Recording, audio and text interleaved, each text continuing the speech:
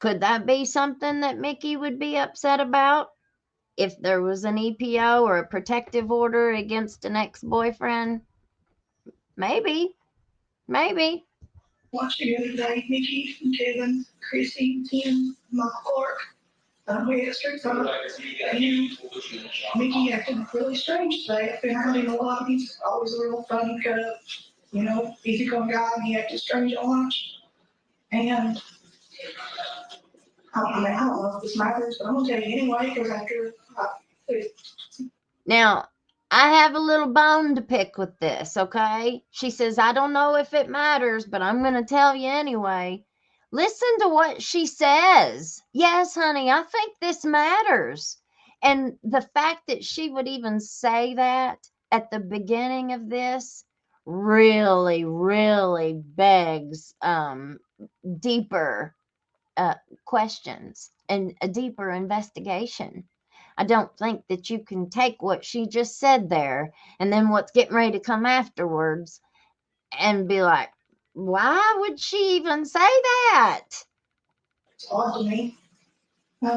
He leaned back in his chair and watched, and they were talking about re-election. He said, I'll never make it to the next election. Thought that was odd when he said it. Didn't really know what he meant by that. Mm-hmm. And he was, leaning back, his gun was right in front, and Michael Clark looked over and he said, it's awful big gun you got there. He said, yeah. He said, is it hot? And he said, I don't know. He said, it looks like you followed the numbers off of it, which was odd. So you mean to tell me that Michael Clark, so Mickey leans back in his chair, and if you noticed in the video that of earlier that day when he was in the judge's chambers, he was sitting like that a lot in the chambers. He was sitting with his arms up like this on top of his head and stuff. So I could see that if they were at lunch and he was leaned back in his chair and she said that his gun was there on his hip. And we see that in the video as he's going down to lunch. So that's on his hip. And Michael Clark says, is it hot? It looks like you filed the serial numbers off of it. Why in the world would you not think that that was important to tell an investigator? And why has that not been a bigger piece of this investigation? Why is everybody just so accepting that Mickey was the only one involved in this? What if there were other people that were involved in this? We don't know. And if there's not any kind of an investigation to really dig down and find out, how do we know that there ain't? And how do we trust that there ain't? I guess is a bigger question. Thank you, Miss Lynette. Bless you, honey. But now I'm kind of wondering if it was in fact a gun. I had the numbers off. We just sat down, we were talking, and Mickey walked in. So she said what? She said, now I'm wondering. Let me go back and see that. Now I'm wondering what?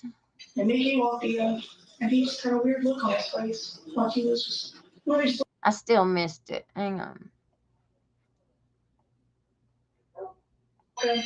And Mickey walked in. Still didn't go back far enough. He said, it looks like you followed the numbers off of it, which was odd. But now I'm kind of wondering if it was in fact a gun. I had the numbers off. We just sat down, we were talking, and Mickey walked in, and he just had a weird look on his face, like he was just, he just looked odd. I thought he looked odd, maybe because I know it's normal, his normal actions, or he just acted odd all day today.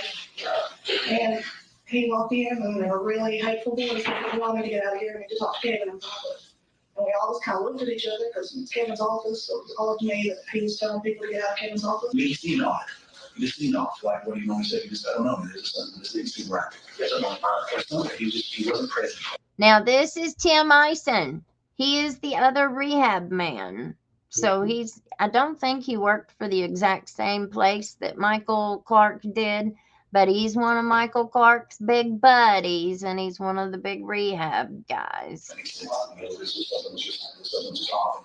Because it was odd, he had his gun on him, and Michael commented about something. You know, all the time his gun gets small, and they have to go, there's a piece of paper taped to Dotson's office. He's like, no, you should get that paper. He's like, so it was just odd. You come in and start everybody needs to leave, and the tone, the meter was changed, tone was changed. And remember, whenever he said that, we heard that he had went to Daniel Dotson's office before the shooting. We heard that he had went looking for Daniel.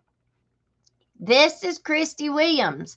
So this is the one that was mentioned in the deposition last night. It's not his friend. We all live together. It's street fight. And she's also the one that I have questioned. Why in the world is she saying that the judge is her best friend?